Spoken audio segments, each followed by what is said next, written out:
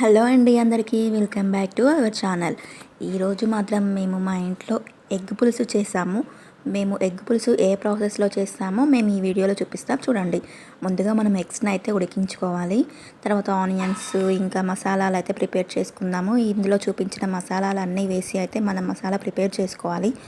ఇంకా తర్వాత మనం ఆనియన్స్ అయితే కట్ చేసుకుందాము. ఇంకా వాటికి సరిపడా onions, green chillies, curry leaves, ఇంకా కొత్తిమీర, పుదీనా అన్నీ మనం చాప్ చేసి పక్కన పెట్టుకుందాము. తర్వాత ఎగ్స్ కూడా మనము ఉడికిన తర్వాత వాటిపైన పొట్టు తీసుకొని మనం ఇలా కాట్లు పెట్టుకోవాలి. ఇలా ఒక్కొక్క ఎగ్ మనం అన్నీ కూడా కాట్లు పెట్టుకుంటే ఆ పులుసు ఫ్లేవర్ మొత్తం ఆ ఎగ్ లోపలికి వెళ్ళి చాలా బాగుంటుంది.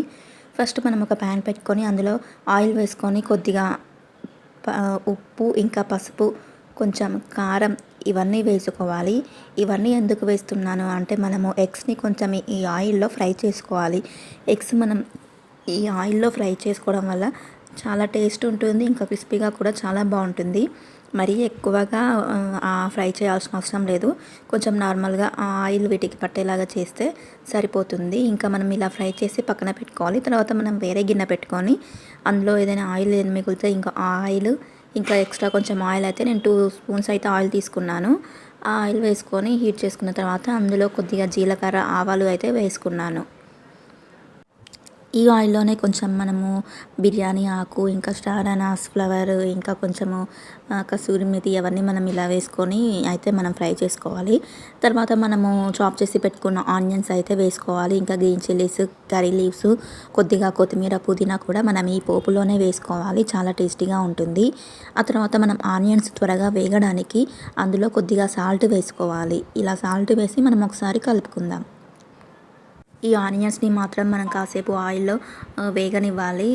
తర్వాత మనం కొద్దిగా ఆనియన్స్ వేగాక అందులో కొద్దిగా ధనియా పౌడరు, జీలకర్ర మెంతుల పౌడరు, కొంచెం మనము ఇందాక మనం మిక్సీ చేసుకున్న మసాలా పౌడరు ఇవన్నీ మనం ఈ ఆనియన్స్లోనే వేసుకొని కాసేపు కలుపుకోవాలి. తర్వాత జింజర్ గార్లిక్ పేస్ట్, ఇంకా టర్మరిక్ పౌడరు ఇవన్నీ వేసుకొని అయితే మనం కలుపుకోవాలి.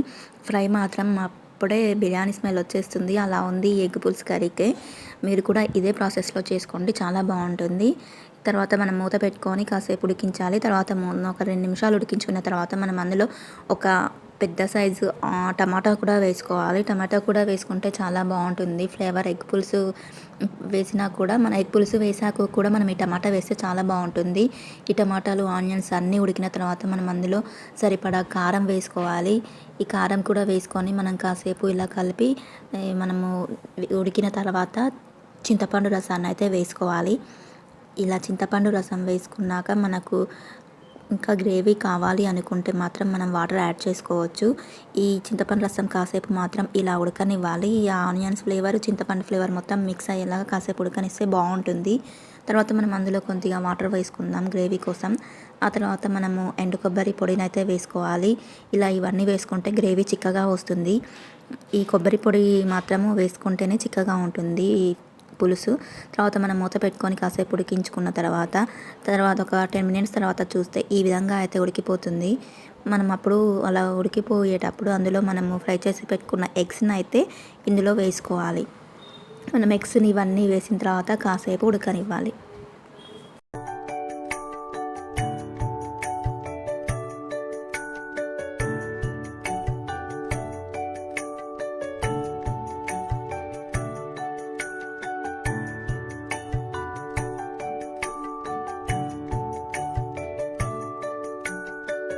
ఈ ఎగ్స్ కూడా మనం పులుసులో వేసి కాసేపు ఉడికించిన తర్వాత మనం అందులో ధనియా పౌడరు, ఇంకా గరం మసాలా పౌడర్ అయితే వేసుకోవాలి. పోపులో కొంచెం తక్కువ వేసుకోవాలి, ఇప్పుడు వేసుకోవాలి, ఈక్వల్ అవ్వాలి. మళ్ళీ అప్పుడు వేసి ఎక్కువ కాకుండా చూసుకోండి. తర్వాత మనము ఇంకా కొత్తిమీర, పుదీనాను అయితే వేసుకుందాము. కాసేపు అయితే ఇలా ఉడకనివ్వాలి. గ్రేవీ చిక్కగా అయ్యేలాగా కొంచెం ఉంచాలి. ఆయిల్ అయితే పైకి వచ్చేంత వరకు ఉంచి స్టవ్ ఆఫ్ చేసుకోవచ్చు. ఇలా కొంచెం ఆయిల్ పైకి వస్తుంది అన్నప్పుడు అయితే మనం స్టవ్ ఆఫ్ చేసుకోవాలి. ఇంకా గ్రేవీ అయితే ఉడికిపోయింది. ఎగ్స్ కూడా అన్నీ బాయిల్ అయిపోయాయి. ఇంకా వేడిగా మనం అన్నం పెట్టుకొని ఈ కర్రీ అవగానే తింటే చాలా టేస్టీగా ఉంటుంది. మీరు కూడా ఇలా ట్రై చేయండి. నాకు మాత్రం చాలా బాగా నచ్చింది. మీరు కూడా ఈ విధంగా చేసుకొని ఎలా ఉందో కామెంట్ చేయండి. ఈ వీడియో నచ్చితే మీరు కూడా ఇదే ప్రాసెస్లో ఈ ఎగ్ పులుసుని మాత్రం చేసుకోండి, చాలా బాగుంది. ఇంకా మీకు చిక్కగా రావాలి అంటే గ్రేవీ ఇంకా సేపు ఉడికించుకోవచ్చు. లేదు అంటే అలానే ఉంచుకోవచ్చు. మా వీడియో నచ్చితే మీకు please do like, share and subscribe.